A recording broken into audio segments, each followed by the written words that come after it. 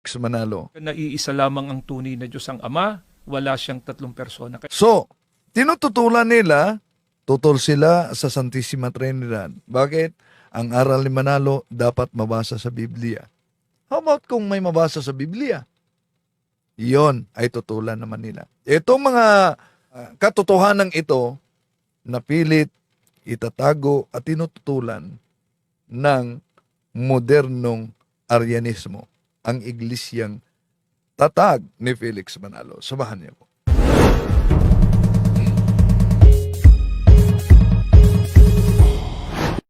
Kumusta? Welcome. Muli ito inyong lingkod, Brad Wendell Talibong, makasama ninyo sa pagkakataong ito. At sa mga suki nating taga-subaybay, huwag kalimutang pindutin ang like sa ating live at huwag ding kalimutang mag-subscribe at pindutin ang bell button para updated kayo, mag-comment at i-share ninyo. Ating tatalakayin itong pahayag sa ministro ni Felix Manalo na ang nag-iisang Diyos. Nung mabasa niya ang mga talata sa Biblia, na doon ay pinakikilala kung sino at ilan lamang ang tunay na Diyos. Kaya naghanap sila kung aling reliyon ang nagtuturo at naninindigan na iisa lang ang tunay na Diyos. Nakita nila at nabasa nila sa mga online post ng Iglesia ni Cristo, sa mga official website nito, na ang Iglesia ni Cristo ay naninindigan na iisa lamang ang tunay na Diyos ang Ama, wala siyang tatlong persona. Well, kung yun ba ang batayan para magiging tunay na dahil nanindigan na ang Diyos ay walang tatlong persona, si Kibuloy, pareho sila. Si Kibuloy, nanindigan din against sa Trinity. Ang problema lang, kaiba ang aral sa iglesia na tatag ni Felix Manalo at ang siktang tatag ni Kibuloy. Dahil kay Manalo, hindi sila naniniwala na si Kristo ay Diyos. Pero si Kibuloy naniniwala na ang ating Panginoong Jesucristo ay Diyos. Sa kay Felix Manalo, anghel si Felix Manalo. Huling sugo. Kay Kibuloy, appointed son of God, owner of the universe. Diba? Ang saya-saya sa mga aral na ito. At daming nadala nila. Ngayon, ating tatalakayin mga kapatid, totoo ba itong sinabi ng ministro ni Felix Manalo na ang nag-iisang Diyos ay walang tatlong persona? Susuriin muna natin mga kapatid. Kung totoo ba ito, batay mismo sa Biblia. Ano ba ang persona? Anong pagkaiba sa Diyos at persona? Ating tatalakayin din yan batay sa teolohiya ng simbahang Katoliko. No? Totoo naman na monotheism. May iisang Diyos sa kalikasan. Sa kalikasan, essence and nature. So, ang Diyos ay iisa sa kalikasan. Iisa ang kaniyang pagkadiyos, ang kaniyang kapangyarihan, ang kaniyang pagkawalang hanggan, at ang pagkadiyos na likas sa kaniya. So, hindi tatlong Diyos, pero may tatlong persona. Mamaya ating tatalakayin yan. So, iisang Diyos lamang. Kaya malinaw kung tingnan natin ang Deuteronomio Kapitulo 4, Kapitulo 6, versikulo 4, sa Hebreo, Shema Israel, Yahweh Elohe, Yahweh Ekad. Na sa Tagalog, pakinggan mo, O Israel, si Yahweh na ating Diyos, ang tanging Yahweh. Sa ibang salin, si Yahweh ay iisang Diyos. Ganon din ang mabasa natin sa Isaias Kapitulo 45, versikulo 5, na ang sabi ni Propeta Isaias, Ako si Yahweh, ako lamang ang Diyos at wala ng iba. Palalakasin kita kahit hindi mo ako nakilala. So, walang tutol, mga mahal na kapatid, na may iisang Diyos. Pero, ang tinututulan nitong iglesia ni Felix Manalo, kahit na kay Kibuloy, at iba pang mga siktang bago lang lumitaw sa mga modernong panahon, mga kapatid, na walang kaugnayan sa iglesyang tatag ng ating Panginoon Jesucristo, tutol sila na itong nag-iisang Diyos ay may tatlong persona na magkakaiba sa relasyon, hindi sa kalikasan, hindi sa essence, hindi sa nature. So, ang Diyos ay iisa sa kalikasan, ngunit tatlong persona. Mabasa ba yan sa Biblia? Yan, tatalakayin natin mga kapatid punto por punto. No? Dahil yun talaga ang tinututulan nila. So, makatulong kayo sa evangelization natin na ito kung share ninyo ang video ito sa mga kapwa Katoliko at lalo na kahit sa mga kaanib sa Iglesia ni Manalo para mabuksan ang kanilang isipan lalo na sa mga nagtulog-tulugan sa katotohanan. Okay. So, ang Diyos iisang Diyos pero may tatlong persona magkaiba sa relasyon, hindi sa kalikasan. So, ang Diyos Ama, siya ang nagpasimula. Naglalaan. Siya ang pinanggagalingan. Ang Diyos Anak, ang salitang nagkatawang tao, Juan Kapitulo 1, versikulo 1, Juan Kapitulo 1, versikulo 14. Siya ang tagapamagitan, 1 Timoteo Kapitulo 2, versikulo 5, at tagapagligtas. Ang Espiritu Santo naman ay nagbibigay buhay, gumagabay, nananahan sa mga sumasampalataya. So, ang persona ay hindi ito katumbas ng tao, mga kapatid. Ang persona ay distinct identity, yun ay tinatawag na hypostasis. Distinct identity, hypostasis. So, ibig sabihin, mga kapatid, sila'y magkaiba. Magkaiba sa pagkakilanlan, magkaiba sa tungkulin, at sa relasyon sa isa-isa. Ngunit, iisa sa likas na pagka-Diyos. So, paano magkaiba ang Ama, Anak at Espiritu Santo? Alam naman natin sa Trinity na theology, ang Ama ay hindi ang Anak. Makita yan sa Juan Kapitulo 17:1 at ito'y ginagamit din ng mga ministro na nauna nating sinagot. No? Juan 17:1. Pagkasabi ni Jesus ng mga pananalitang ito, tumingala siya sa langit at kaniyang sinabi, Ama, dumating na ang oras, parangalan mo na ang iyong anak upang parangalan ka niya. So dito, malinaw mga kapatid na ang Ama, hindi ang anak. Ang anak, hindi rin ang Ama. At ang Espiritu, hindi rin ang anak at hindi rin ang Ama. Kaya, kung tingnan natin ang Juan Kapitulo 14, Juan 14, versikulo 16. Ito ang sabi. Dadalangin ako sa Ama upang kayo'y bigyan niya ng isa pang patnubay na magiging kasama ninyo magpakailanman. So dito, ang nagpahayag, dadalangin ako sa Ama, ang ating Panginoon Jesucristo, upang kayo'y bigyan niya ng isa pang patnubay na magiging kasama ninyo magpakailanman. So, ang magbigay, ang Ama, at ang ibigay, ang Espiritu Santo. So, ang Espiritu, Hindi ang Ama. Juan Kapitulo 14, versikulo 26. Ito ang ating mabasa. Ngunit ang patnubay ang Espiritu Santo na isusugo ng Ama sa pangalan ko, ang siyang magtuturo sa inyo sa lahat ng bagay at magpapala ng lahat ng sinabi ko sa inyo. See?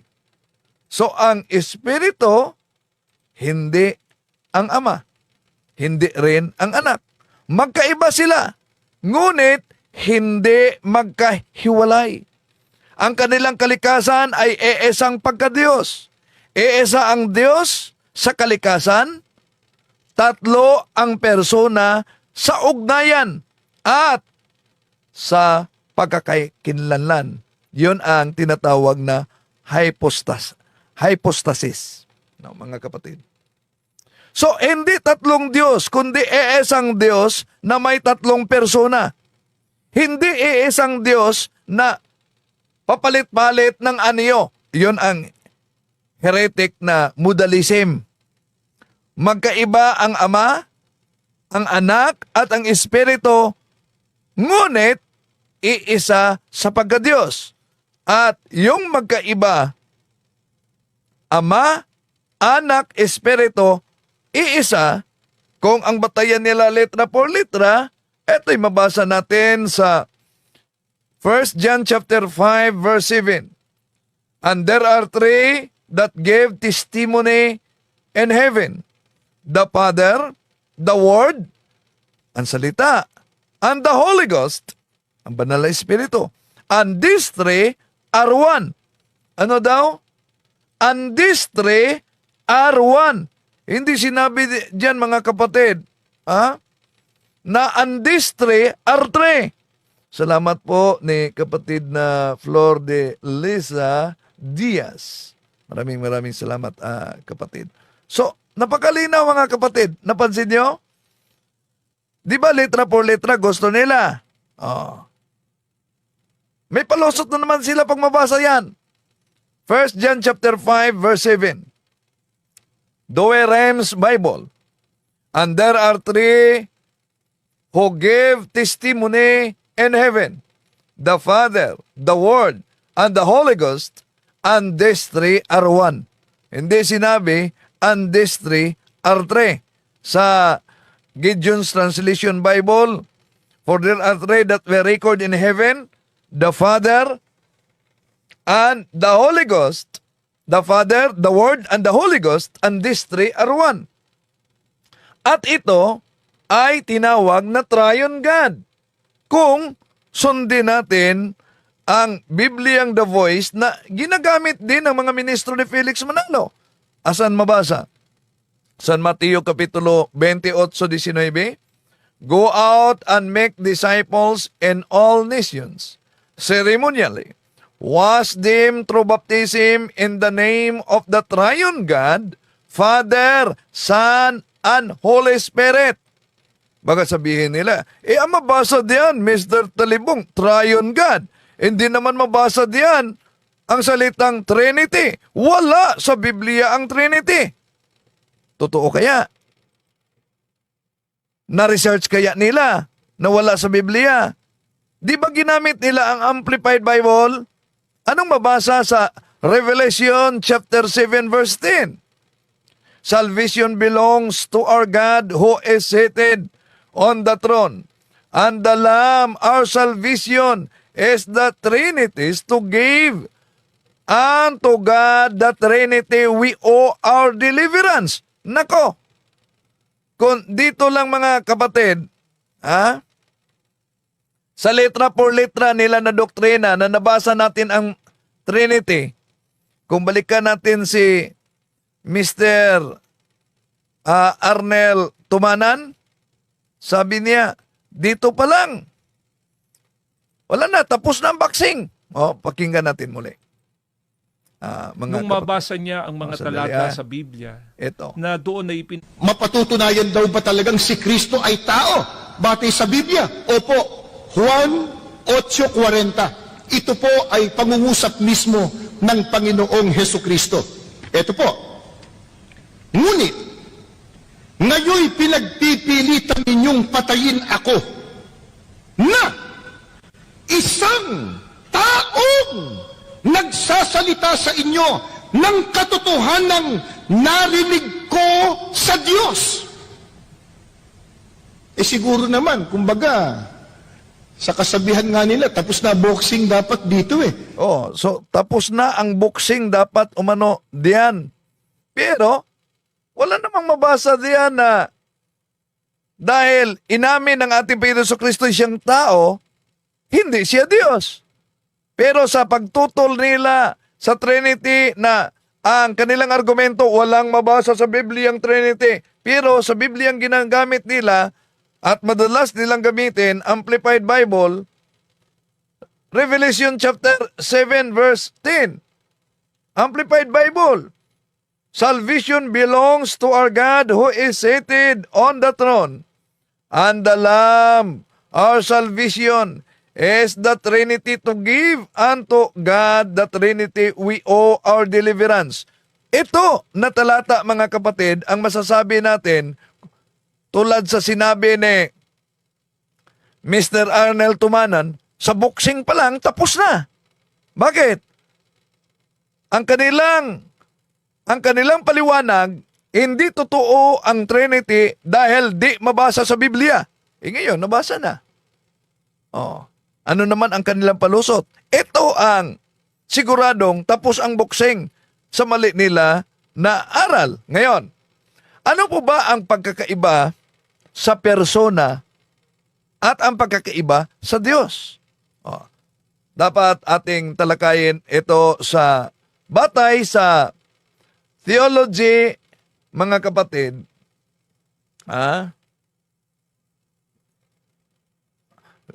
Batay sa theology ng simbahang Katoliko, sa tunay na Kristiyano, ano ba ang pagkakaiba sa persona at sa pagkadiyos? Tandaan natin, mga kapatid, ang pagkakaiba sa persona at sa Diyos ayon mismo sa teolohiyang Katoliko, lalo na sa mga naniwala sa Holy Trinity. At gagamit tayo ng madaling halimbawa, mga kapatid, para madaling unawain. Ano ang Diyos? Ang Diyos ay tumutukoy ito sa iisang Diyos, of course. Shema Israel, Yahweh Elohim, Yahweh Echad. Makinig ka, Israel. Si Yahweh ay nag-iisang Diyos. Walang tutol tayo. Monotheism, iisang Diyos. So, yung iisang Diyos ay may iisang sa kanyang kalikasan o pagka-Diyos, yung divine nature. Ang Diyos ay isang being, isang kalikasan, isang pagka-Diyos, isang essence, isang nature. Iisa lamang. Wala nang iba. Wala tayong tutol diyan. Kaya nga ating Panginoon Jesucristo, hindi ibang Diyos sa Ama. Ang Espiritu Santo, hindi ibang Diyos, kundi iisa. Kaya nga, nabasa natin, and these three are one. Hindi sinabi, and these three are three. So, iisang kalooban sa likas na pagka-Diyos. Parang ganito, mga kapatid. Sa ating pagkatao, sa pagkatao, human nature. Ang human nature ay iisa. May katawan, may kaluluwa. Lahat na tao, parehong human nature. Diba? Pero iba-iba ang persona natin. Ikaw, hindi ako. Ako, hindi ikaw. Ngunit, sa pagkatao, human nature, tayo'y iisa. Ano naman ang persona?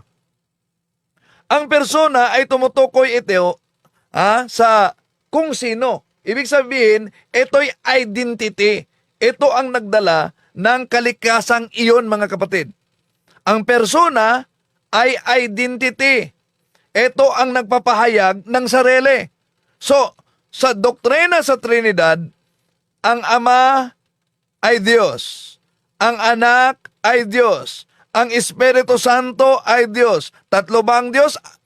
Unang Juan 5:7 na binasa natin, and these three are one. Pero ang Ama ay persona. Ang Anak ay persona. Ang Espiritu Santo ay persona. Tatlong persona, pero iisa ang Diyos. Dahil iisa ang pagka-Diyos na kanilang taglay. Oh. Yun ang di naunawaan ni Felix Manalo noong nagbasa-basa siya sa Biblia, mga kapatid. Kaya nagdeklara siya kanyang sarili na anghel siya. No. So, simpleng halimbawa para maunawaan, mga kapatid. Isipin natin yung isang nature. Isang nature, ha? Pero, tatlong persona. Isipin natin, ito'y halimbawa, ha? Hindi naman perpekto, pero makatulong ito. Halimbawa, ang apoy. Ang apoy ay iisang nature, iisang essence. Pero ang apoy, meron siyang init, meron siyang liwanag, meron siyang enerhiya. Pero maaring iba't iba ang pinagmulan sa apoy. Pwedeng galing siya sa kandila. May apoy sa kandila. Pwedeng apoy sa sulo. Pwedeng apoy sa kalan. So iba-iba ang pinagmulan sa apoy. Pero iisa lang ang kanilang nature na merong init, liwanag, enerhiya.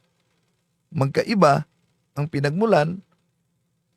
So, parang persona. Magkaiba ang persona, pero isang nature ang pagka-Diyos. Magkaiba ang pinagmulan sa apoy na binigay nating halimbawa, pwedeng sa kandila, pwedeng sa sulo, pwedeng sa kalan, pero iisa ang kanyang nature, apoy. Dagdagan natin ng analogy. Ang tao, eto, isang nature. Ang tao, halimbawa, may isip, may salita, may hininga. Di ba? Sinong totoo yan? Nasa taong buhay, may isip siya, may salita siya, may hininga siya. Magkaiba ang mode of existence. Pero iisang buhay na nagmumula sa isang duyan ng pagkatao, mga kapatid. So, bakit mahalaga ang pagkakaibang ito? Bakit mahalaga ang pagkakaiba? Kung Diyos si Jesus, Diyos din ang Ama, Diyos ang Espiritu Santo. Kapag sinabi sa Biblia, may iisang Diyos, tumutukoy sa iisang kalikasan yan, mga kapatid. Ulitin ko, kaya nga, letra por letra ang pagbasa sa mga ministro, di talaga nila naunawaan ang misteryong teolohiya sa Holy Trinity. Dahil ang simbahang Katoliko ang may karapatang magpaliwanag diyan, dahil ang simbahang Katoliko ay siya ang haligi at suhay ng katotohanan, unang Timoteo Kapitulo 5 versikulo 15. So, pag binanggit sa Biblia, may iisang Diyos, tumutukoy yan sa iisang kalikasan. Ang Ama, iisang Diyos. Tumutukoy siya sa persona ng Ama. Si Kristo ay tao. Tumutukoy siya sa kalikasang kinuha niya. Ang salita ay Diyos. Yan. Tumutukoy yan sa kalikasan ng anak na kasama na noon sa Ama. Juan Kapitulo 1 versikulo 1, Juan Kapitulo 1 versikulo 14, naging tao. Kaya maaring tama ang lahat ng ito, mga kapatid, at hindi ito nagkakasalungatan. Walang contradiction. May iisang Diyos, ibig sabihin, nature. May tatlong persona, nagkatawang tao ang anak, si Jesus. nanatili siya na Diyos sa kalikasan. At ang Espiritu Santo ay pinadala para maggabay sa mga sumasampalataya. 14:16. So,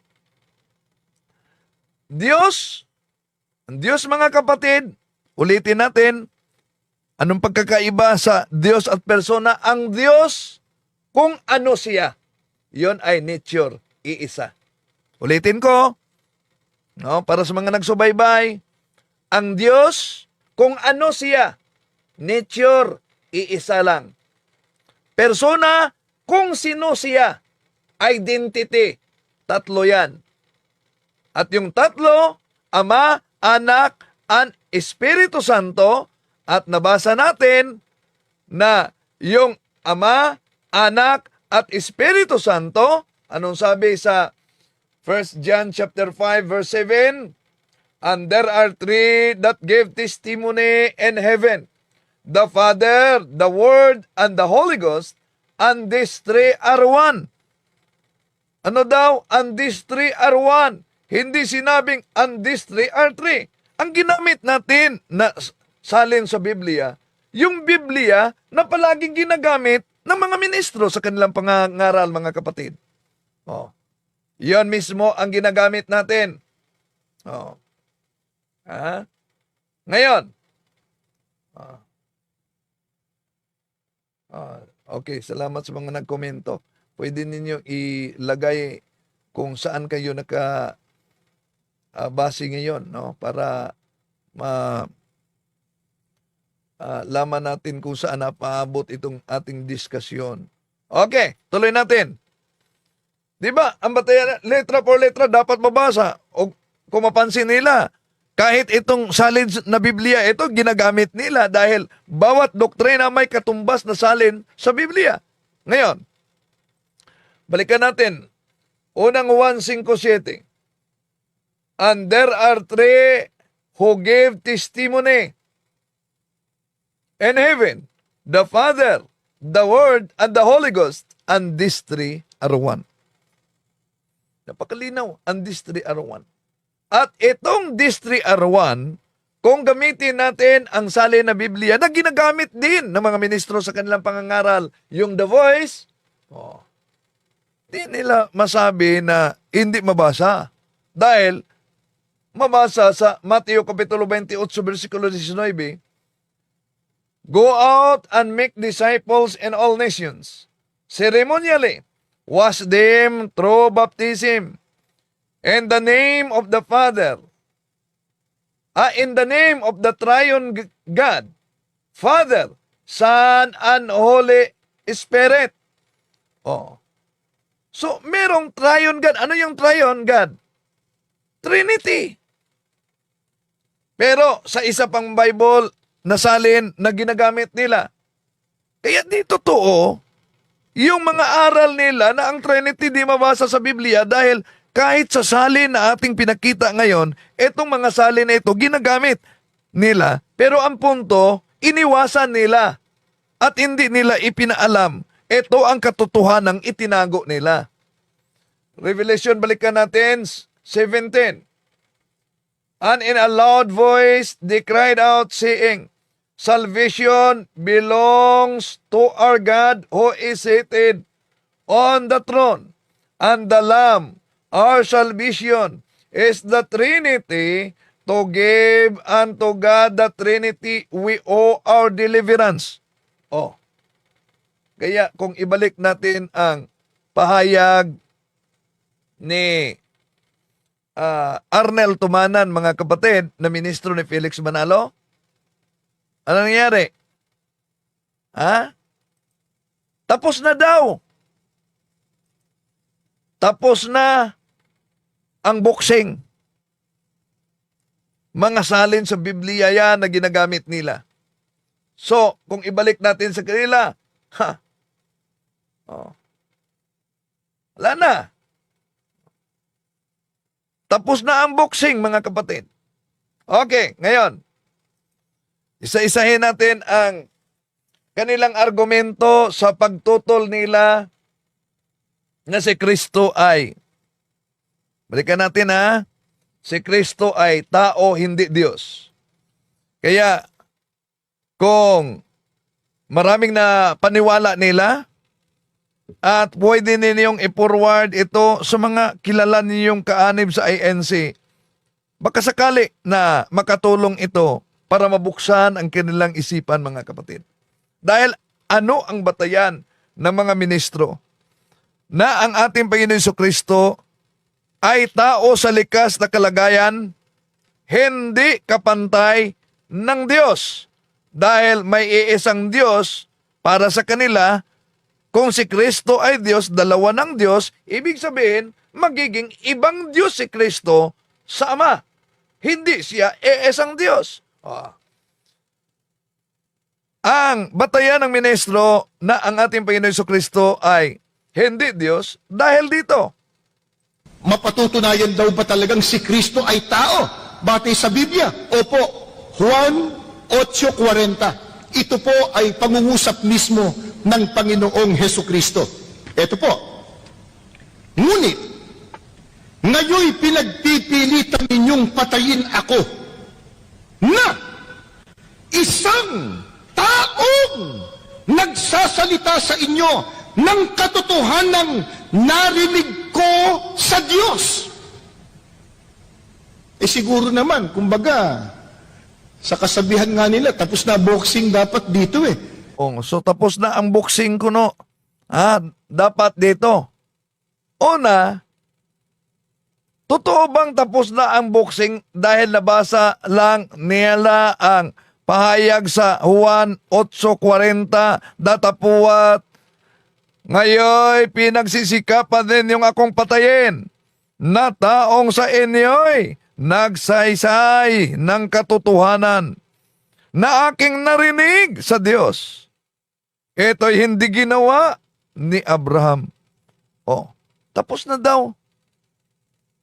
Tapos na nga ba? Sapat na ba ang Juan 8:40 para patunayan, mga kapatid, na ang ating Panginoon Jesucristo ay hindi Diyos? Tandaan natin, ang Juan 8:40 hindi sapat batayan para ipagtanggi na ang ating Panginoon Jesucristo ay siya ay Diyos. Kundi nagpatunay yan ang Juan 8:40 na ang ating Panginoong Jesucristo ay may likas na kalagayan sa pagkatao. Tunay na tao dahil siya ay nagkatawang tao. Ang problema sa Biblia, sa daming Bibliang ginagamit nila, di nila matanggap na ang ating Panginoon Jesucristo may dalawang katotohanang itinuturo diyan sa Biblia. Ang ating Panginoon Jesucristo, tunay na tao, tunay na Diyos. Natural, sa kanyang pagkatao, Mateo 4:2, siya ay nagugutom. Juan Kapitulo 4, versikulo 6, siya ay napagod. Juan Kapitulo 11, versikulo 35, siya ay umiyak. Juan Kapitulo 19, versikulo 30, siya ay namatay. Kaya yun ang sinabi niya, Juan Kapitulo 8, versikulo 40, datapuat, ngayon pinagsisikapan ninyo akong patayin na tao sa inyong nagsasaysay ng katotohanan na aking narinig sa Diyos. Ngayon, maliban na siya ay tunay na tao, may katotohanan talaga pero pilit na itinatago at tinututulan nila. Ano yon? Siya'y nasa kalikasan na Diyos. Napakalinaw naman yan sa Juan Kapitulo 1, versikulo 1, Juan Kapitulo 1, versikulo 14. Pero siguro alam ninyo, mga kapatid, paano nila tinututulan ito? Ang Juan Kapitulo 1, kahit footnote. Kahit footnote, minagic. Alam niyo naman yan. No? Sa susunod, pakita natin yan, mga kapatid. Imagine, kahit footnote, minagic pa, dinaya ang footnote. Bakit dinaya? Pakita natin mamaya siguro. Okay. So, ang Juan Kapitulo 20-28, isang deklarasyon. Isang deklarasyon ni Santo Tomas. My Lord and my God. Anong palusot sa iglesia? Anong palusot? Si Tomas ay nagulat lang. Oh, yan. Para lang kanilang tutulan ang nakasulat. Hindi totoo ang Juan Kapitulo. Maniwala ba kayo? So, meron tayong katanungan pala dyan, no? Mga kapatid, ang tanong diyan, maniniwala ba kayo sa sabi ng ministro, ang nag-iisang Diyos, walang tatlong persona? Yes or no? 12% yes, 88% no. So maraming salamat sa sali ninyo sa question and answer diyan. Okay. So, natalakay na natin ito, Juan Kapitulo 20-28, nagulat si Tomas sa kanyang pahayag daw, Panginoon ko at Diyos ko. Pero ano itong Filipos 2:6? Siya ay nasaan yung Diyos? Nagulat pa ba yan? Kolosas Kapitulo 2, versikulo 9, sa kanya nananahan ang kapuspusan sa pagka-Diyos. O, nagulat pa ba yan? So kung tutuusin natin mga kapatid, ang salita, ang logos, ang verbo ay nagkatawang tao. Siya ay Diyos sa kalikasan. Ngunit, nagkatawang tao, yon ang tinatawag na incarnation. Ulitin ko, ang isang halimbawa, kung maalala ninyo, si dating Pangulong Rodrigo Duterte doon sa nangyaring digmaan doon sa Marawi, nakita niyo? Nakasuot siya ng uniforme ng sundalo. Anong punto dito? Kung ang presidente ba nagsuot ng uniforme na nagbihis ng bihis sundalo, ang tanong, hindi na ba siya presidente dahil nakabihis siya ng bihis sundalo? Hindi. Presidente pa rin siya.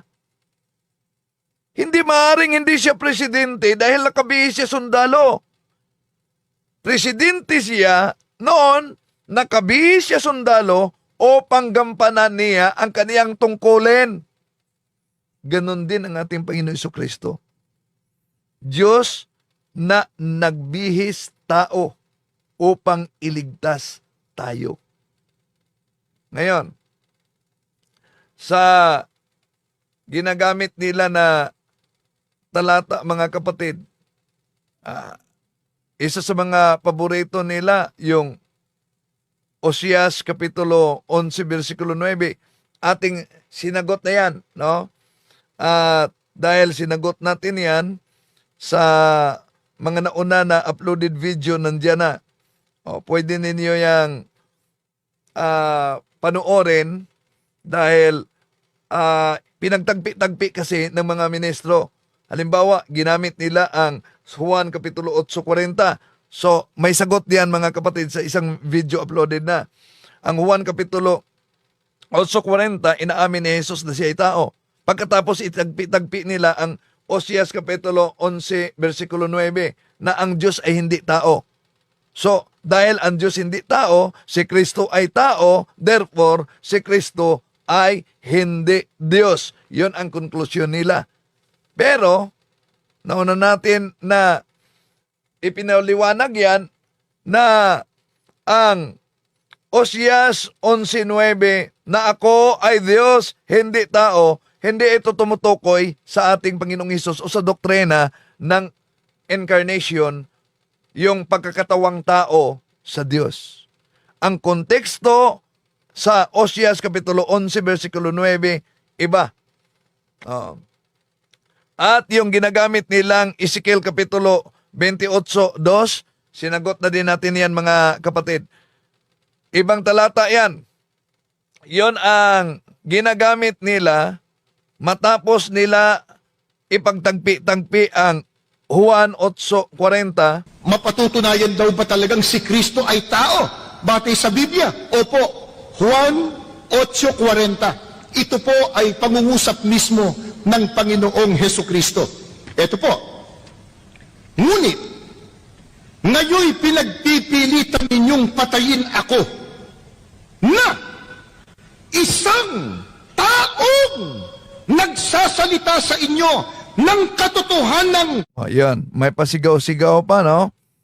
Isang tao at dinagdag ang Osias 11:9. Oseas 11:9 po. Pakinggan po ninyo. Hindi ko isasagawa ang kabangisan ng aking galit.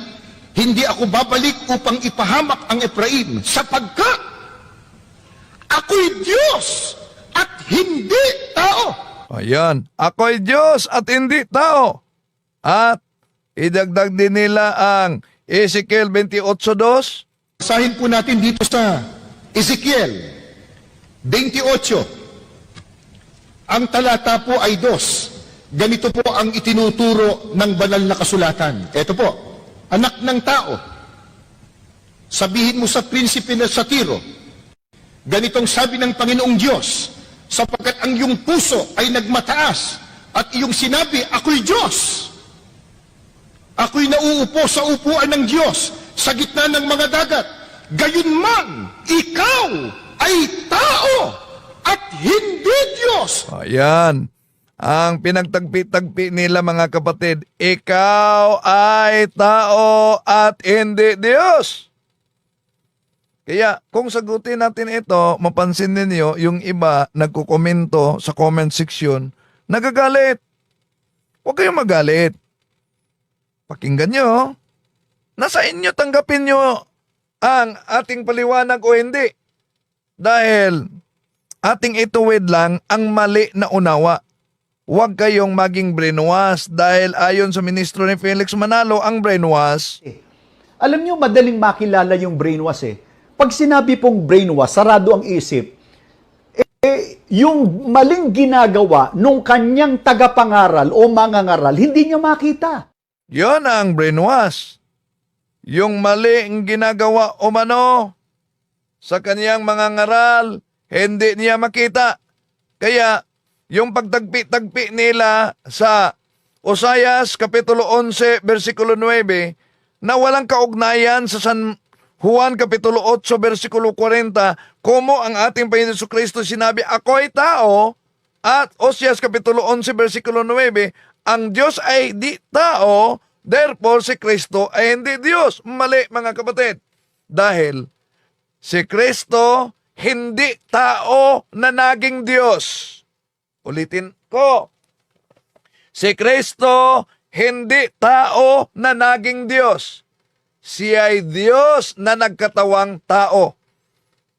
Yon ang hypostatic union. Ang kanyang pagka-Diyos, hindi ang kanyang pagkatao. Ang kanyang pagkatao, hindi ang kanyang pagka-Diyos. Kundi ang kanyang pagka-Diyos at ang kanyang pagkatao ay isang banal na persona ni Jesus. Tulad na ang katawan ay hindi ang kaluluwa. Ang kaluluwa ay hindi ang katawan. Ngunit ang katawan at kaluluwa ay isang buhay na tao. Yan. Ang layo sa pinagtagpi-tagpi nila, Oseas 11:9. Pagkatapos dinagdag nilang Ezekiel 28:2. At ang Ezekiel Kapitulo 28:2, walang kaugnayan ito sa San Juan Kapitulo 8:40 dahil ito'y tumutukoy sa isang prinsipe ng Tiro. Yung pinuno na nagmamataas at nag-aangkin na siya ay Diyos. So ang layo. Yan ang kanilang pinagtagpi-tagpi mga kapatid. No? Ang pinagtagpi-tagpi nila na ah, basta lang patunayan, si Kristo ay hindi Diyos. Bakit? Malinaw yan, Contemporary English Bible. Anong mabasa sa Contemporary English Bible? Ito ang mabasa, ito ginagamit din nila, Contemporary English Bible. Unang Timoteo Kapitulo 2, versikulo 5. There is only one God, and Christ Jesus is the only one who can bring us to God. Jesus was truly human, and He gave Himself to rescue to us. So, tingnan niyo, there is only one God. Pagkatapos sinabi, Jesus is the truly human. Pagkatapos ginamit nila Contemporary English Version. Ibig ba sabihin, pinaniniwalaan nila yung version na yan? Bakit? Dahil sa Philippians chapter 2 verse 6, ang mabasa, Christ was truly God, but He did not try to remain equal with God. So kung ating hihiramin ang argumento ng ministro ni Felix Manalo, yun, sinabi nila mga kapatid na tapos na ang boxing. No? Tapos na ang boxing. Bakit tapos na ang boxing? Dahil yung mga mabasa diyan sa Biblia na ginagamit nila mga kapatid, klarong-klaro na yun, giba ang kanilang aral. Yun ang katotohanan na pilit talaga nilang itatago. Iniwasan nila yung mabasa sa talata na o sa salin na ginamit nila. So, ano po bang ibig sabihin itong ginagamit nilang Juan Kapitulo 17:3 na sinabi ni Jesus na pagpakilala sa Ama? Ibig po ba sabihin ang ating Panginoon Jesucristo ay hindi Diyos? Wala namang mabasa diyan na ang ating Panginoon Jesucristo ay hindi Diyos. So ano yung ibig sabihin? Tinalakay na natin yan mga kapatid at nasa uploaded video na. Pwede kayong manood sa uploaded video na. Kaugnay diyan. Ngayon, punta tayo sa argumento ng mga ministro ni Felix Manalo para tutulan na ang ating Panginoon Jesucristo ay Diyos. Sa anong paraan natutulan nila na ang ating Panginoong Jesucristo ay Diyos? Alam niyo ba? Ginagamit din nila ang banal na kasulatan. Ginagamit din nila ang banal na kasulatan. Ano? Eto mga kapatid, pakinggan ninyo. Isang tanong pa kapatid na Arnel, paano ninyo patutunayan na si Kristo ay tao at hindi kapantay ng Diyos? Ang nagtanong po si Leonardo Ruco ng Hasmin Street, Batasan Hills, Quezon City. Itong katanungang ito kapatid na Arnel, na paano natin patutunayan na si Kristo ay tao at hindi kapantay ng Diyos. Ang pagkilala po ng Iglesia ni Kristo, mga mahal po naming mga panauhin, ay batay po sa itinuturo ng Biblia kung ano ang tunay na kalagayan ng ating Panginoong Hesukristo. At ang ating Panginoong Hesukristo ayon po sa itinuturo ng Biblia, siya po ay anak ng Diyos. Una, ang argumento ng mga ministro ni Felix Manalo mga kapatid, basta anak ng Diyos, hindi Diyos anak. Mali. Wala tayong totoo na ang ating Panginoon Jesucristo ay anak ng Diyos. Pero totoo tayo sa kanilang argumento na hindi Diyos anak. Bakit? Napakalinaw naman sa Biblia na ginagamit nila mga kapatid. Alam nyo ba? Sa Biblia ang ginagamit nila, napakalinaw. Ito, pakita natin ang Biblia na ginagamit nila. Ito. So, iyon ang Biblia na ginagamit ng mga ministro. Ang salita ng buhay. Ba't pinakita natin yan? Dahil ang kanilang aral, walang mabasa na Diyos anak daw. Pero, sa ginagamit nilang Biblia, ito ang mabasa sa Juan Kapitulo 1, versikulo 18. Wala pang nakakita sa Diyos, Ama, kahit kailan. Subalit, ipinakilala siya sa atin ng Diyos anak. Napakalinaw mga kapatid. Ipinakilala siya sa atin ng Diyos anak. No? Kaya naalala kong paliwanag tuloy sa isang kaanib ng Iglesia ni Cristo kaugnay dito, yung si Jafina. Ala sa atin ng Diyos anak. O Pinakilala ng Diyos anak. Hindi mabasa. Ano yung pinakilala ng Diyos anak? Ade, syempre, Diyos Ama. Diyos Ama, kasi anak siya eh. Di po ba critical thinking lang po, brother, ha? Pwede mo po ako sagutin. Kahit na hindi ako magaling sa Bible, sasagutin kita. Oh, so kahit di daw umano siya magaling sa Bible, sasagutin niya ako. Pero di niya napansin na yung kanyang pahayag, hindi yun aral ng INC inabniba niya. Bakit? Hindi aral. Nasa kanilang Pasugo Magazine. Ang sa kanilang Pasugo Magazine, si Kristo'y anak ng Diyos, hindi Diyos anak. Pero, inaamin dito ni Miss Jafina, Diyos anak. Pansinin natin, ito. Ala sa atin ng Diyos anak. Pinakilala ng Diyos anak. Hindi mabasa. Ano yung pinakilala ng Diyos anak? Ade, syempre, Diyos Ama. Diyos Yun. Ama, kasi anak siya eh. Di po ba critical thinking? Critical thinking daw. Diyos anak. Pero walang aral ang INC diyan. So, kaya sa paggamit natin sa banal na kasulatan, mga kapatid, sa Biblia, na ginagamit nila, hiramin natin ang argumento ni Arnel Tumanan na ministro. Kung sa boxing umano, wala na, tapos na. Ano pa ang kanilang batayan na ang ating Panginoon Jesucristo ay hindi Diyos? Mababasa po natin yan sa Mateo 3:17. Si Kristo po ay ginawang Panginoon. Yan, ginawang Panginoon. Nasagot na natin yan, nasa uploaded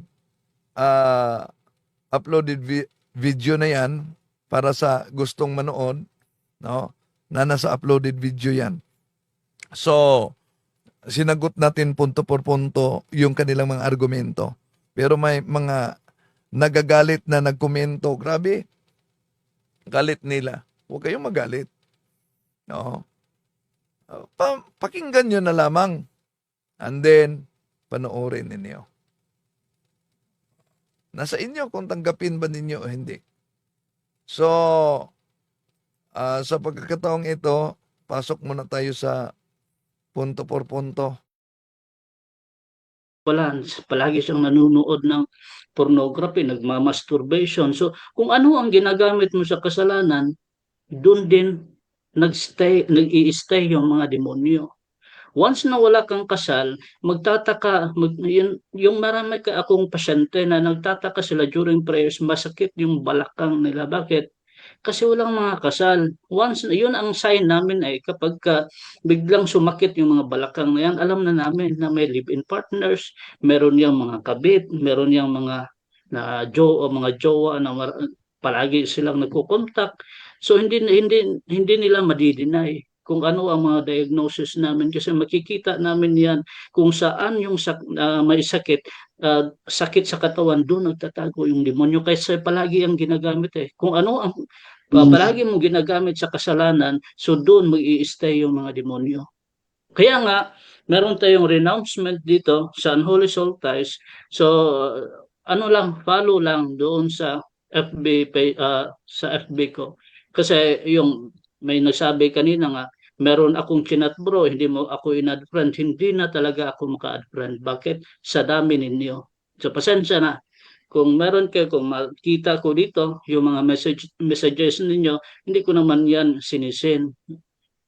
Nagre-reply talaga ako as long as hindi ko makakalimutan. Kasi dahil sa busy doon sa Office of Exorcism, hindi ko na talaga ma-check yung cellphones ko. Bakit? Kasi ang dami naming pinaprocess. O, ang dami naming pinaprocess talaga. Ang daming binarang, ang dami talagang mga hinaras ng demonyo. So, nababurn out kami kapag tinitignan pa namin yung cellphones namin. So, nung ginagawa namin, nagdarasal pa kami niyan.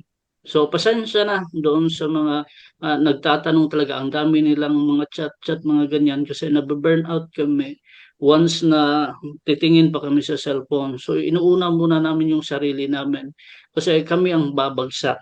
O, kapag yun, palagi na kaming babad doon sa, kaya nga meron kaming 3 araw na walang office. Bakit? Kasi doon, pinofocus namin yung prayer life namin kasi hindi ordinaryo na kalaban yung nasa harap namin, mga demonyo yan, hindi natin nakikita. So hindi namin alam kung kailan yan susugod, ganyan aatake. So inaano namin is yung prayer life namin. So yung striving to become holy. Kasi hindi naman natin maperfecto yung sarili natin. So strive to become perfect. Yun ang pinaka-importante. At least may ginawa tayo sa buhay natin. Ngayon na Semana Santa. So doble prayer talaga tayo ngayon. Kasi paggugunita to pag-alala doon sa pagligtas natin ng Panginoong Hesukristo sa krus. Kaya nga tayo palagi nating isipin yung kaligtasan natin. Yun ang pinaka-importante. Yung pera, darating lang yan. Darating lang yan. Ibibigay lang yan. Ibibigay ng Diyos yan. So, unahin natin. Kaya nga, seek ye first the kingdom of God, di ba? Nandyan yan sa kanta. So, ibibigay lahat ng Diyos kung anong pangangailangan natin. So, trust God. So, itong mga harassment natin, itong mga unholy soul ties na to, natin, una, ikumpisal. Pagsisisihan. Wag nang balikan yung mga kasalanan na nilibing na natin. So, sino lang ang humuhukay doon sa mga nilibing natin? Mga aso. Kaya nga, once yung mga aso, mabango sa kanila yung mabaho. So, kapag nilibing mo na yung mga kasalanan na yan, wag na nating balikan. Wag na nating hukayin kasi para na tayo mga aso niyan.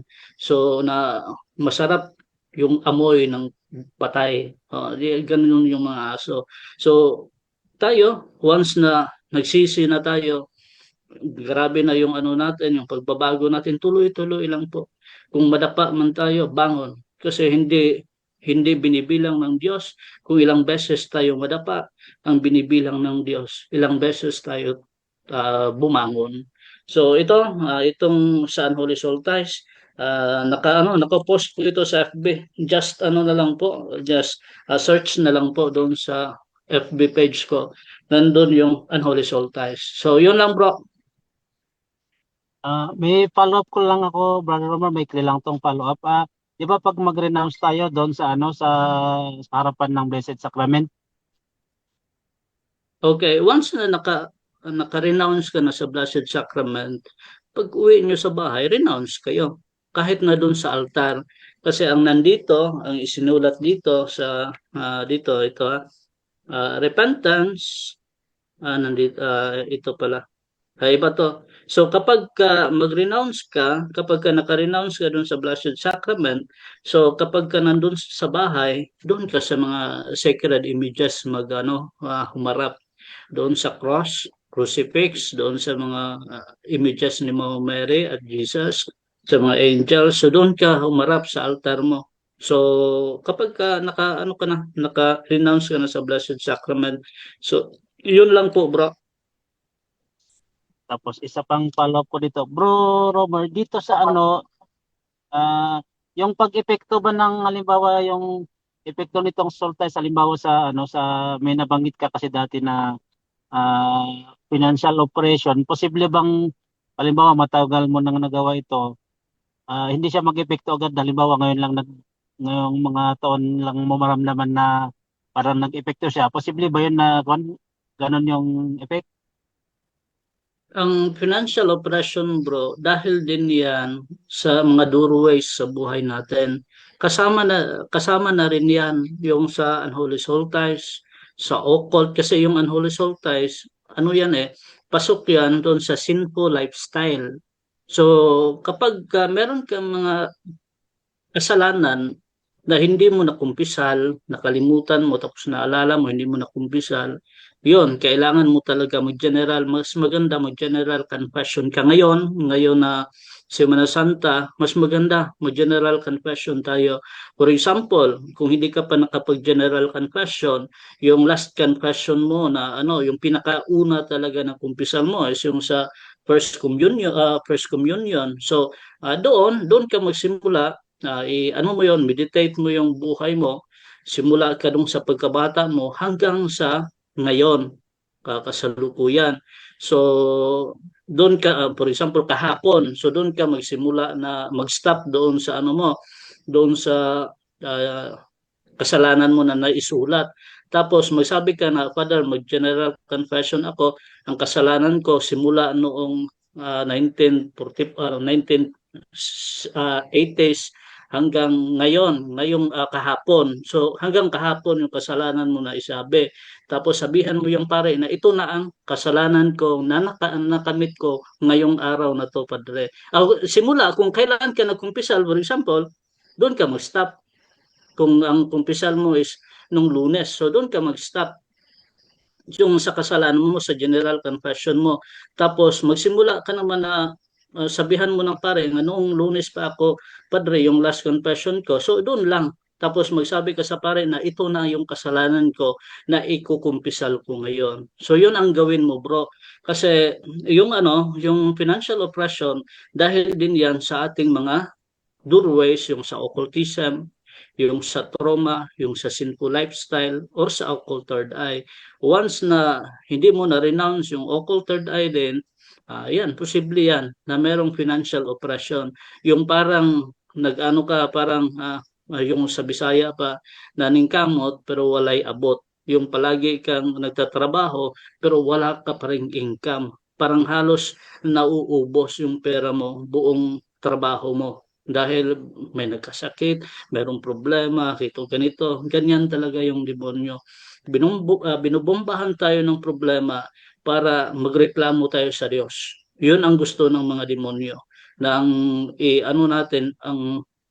sisisihin natin yung Diyos. So ganyan dahil hindi natin na solve yung sa demonic obsession pa. So mas tumataas yung level ng atake ng demonyo. So nagli-lead sa demonic oppression. So yun, bro, kapag ka na-renounce mo yan, bro, mafe-feel mo na yung grasya ng Diyos na magpo-flow yan sa buhay mo. Kasi kami din, no, tinatarget kami ng demonyo diyan. Yung sa demonic oppression, sa financial oppression, tatargetin kami talaga. Pero kapit lang kami sa Diyos kasi bakit? Magpo-flow yung grasya palagi. Hindi na namin yan bago kapag na namin yung na-detect namin yan, merong retaliation talaga na mangyayari sa amin. Pero mild lang. Lang yan, purification sa buhay natin, sa kaluluwa natin. So yun lang sagot natin, bro. Sige bro, maraming salamat. Balik ako na lang bukas siguro kasi may mga ibang tanong pa ko kaya lang malalim ng gabi. So maraming salamat. Bukas na lang po ulit. Okay po, bro. Sige, thank you. No, Jando.